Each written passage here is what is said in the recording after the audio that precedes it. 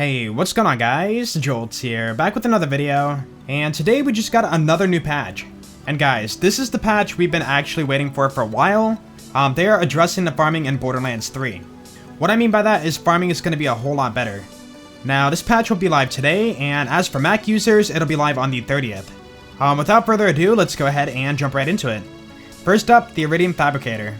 As you might know, it only shoots out green, blue, and purple guns.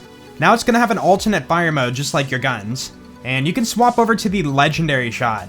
So for the cost of 250 Iridium, you can shoot the Iridium Fabricator and spawn 1 to 3 Legendaries.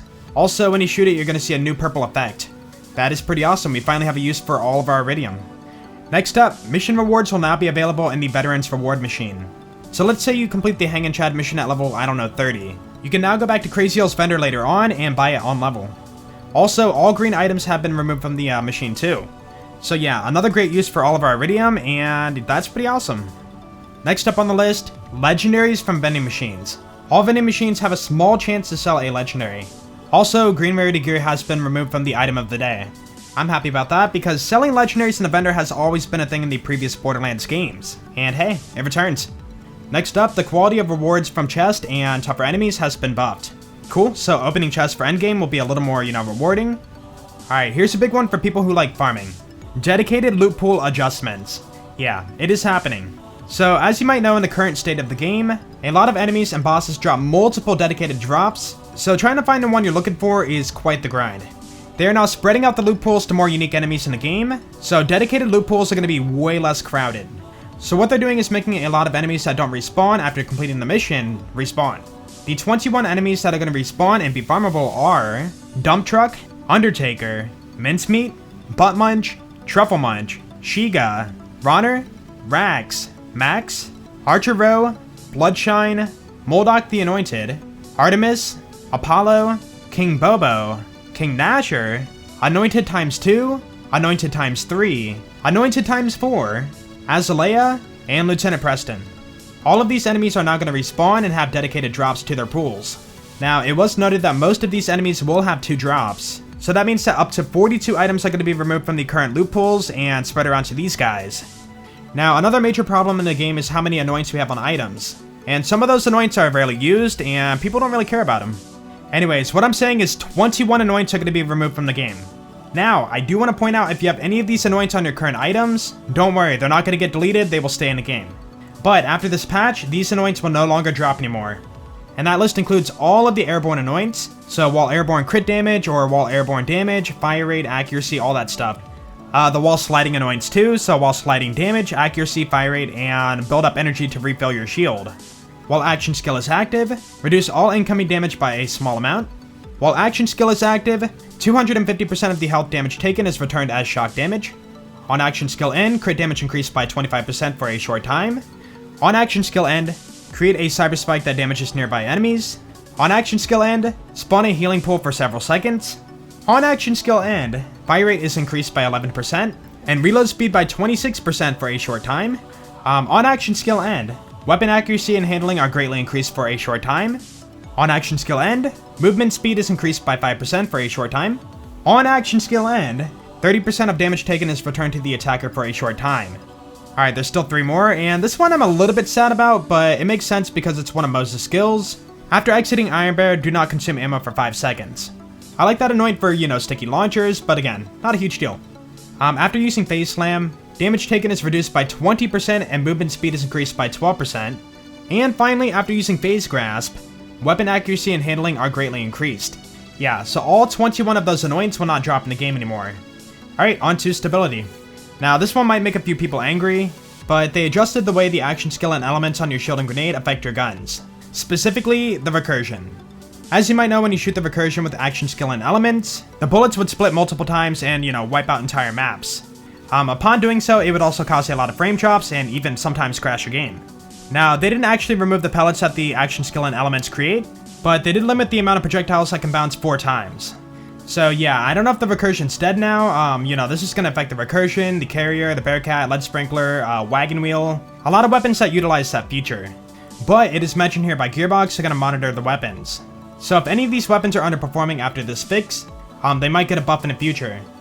Alright, on to general fixes. The name, locations, trophies, and achievement has been fixed.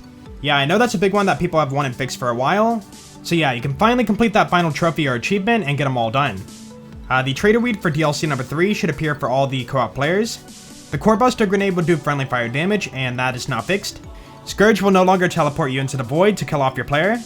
Anathema will now do the correct death damage data. Now, I'm not sure what that means, but apparently that has been fixed.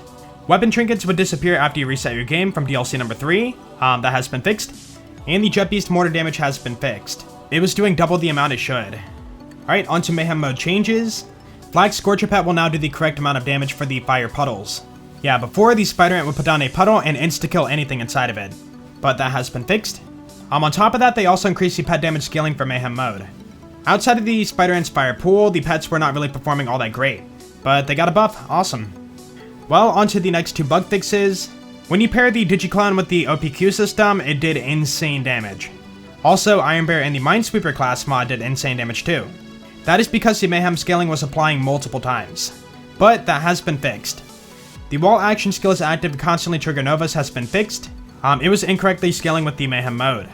Tie Set Bind now scales properly with the action skill damage. And finally, for the Mayhem fixes, we have the Cosmic Crater. That artifact's elemental puddles will now scale with Mayhem mode. Alright, onto the characters. Players can no longer emote cancel to exploit the Anarchy stacks. Yeah, this was a trick on PC in which you could cancel your emotes and stack the Anarchy very fast. But that has been fixed. Okay, Flag players, we have been waiting for this for multiple months.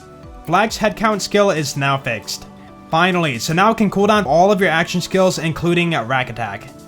The vibration effect from Flag's Burst Aid augment is now fixed, so once the skill ends, there will be no more vibration. Flag's pets now use the correct color when using the Specced Out skin. The Jabber Pet attack command was not working properly, and that is now fixed. The Gunner's Selfless Vengeance skill will now scale to the correct duration. When hopping in or out of Iron Bear during the Scourge fight, you could stop Scourge from teleporting the player away. That is now fixed. When using Auto Bear with the V35 grenade launcher, the Stainless Steel Bear skill did not apply. That is also fixed. Alright, onto audio. Scourge's death dialogue has been added. So now when you kill that raid boss, you will hear a death dialogue. Onto UI changes. Now there's a lot of small changes here, but just know the optimizations have been improved.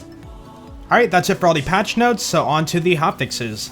Now for hotfixes, make sure you're playing online and sit at the main menu for a few seconds, and you should see a sign pop up behind your character saying hotfixes applied. Once you see that, you are good to go. The Gunner's Anarchy stacks are no longer lost when entering Iron Bear. The Siren's Radiation Anoint has been fixed and does the correct amount of damage. The listed damage increase on the Siren's Personal Space skill has been updated. Flag's Rage and Recover skill was not increasing the healing rate for pets. That has been fixed. Adjusted Amara's Tie Set Bind skill to reflect the damage dealt in-game. Players were able to access unintended areas in the Guardian Takedown. That is now fixed. In the Guardian Takedown right before Anathema, there were 2 Iridian chests. You could actually get stuck in these, and that has now been fixed. Addressed a stuck spot and when the iron falls in the Guardian Takedown. I'm assuming that's a named location in that map, so I don't know exactly where that's at. Enemies affected by the Siren's Glamour skill were immune and would not take damage from the player. That has now been fixed. Corrected the Hydragoyan's nameplate to show Radiant Bellic. And finally fixed Rose from being stuck in a room right before the Quartermaster. Alright, so that's going to be it for the hotfixes and patch notes. So let me know below in the comments what you guys are looking forward to. For me, it's going to be the dedicated drops fix. Now we have more bosses that can be farmed, and the dedicated drops have been spread out. Also, the removal of a bunch of annoyance too. Anyways, that's going to be it for the notes. So if you guys did enjoy the video, then please be sure to leave a like, because that would be awesome. And if you guys really enjoyed it, be sure to sub. You guys have a great day, and I will see you all later. Peace out.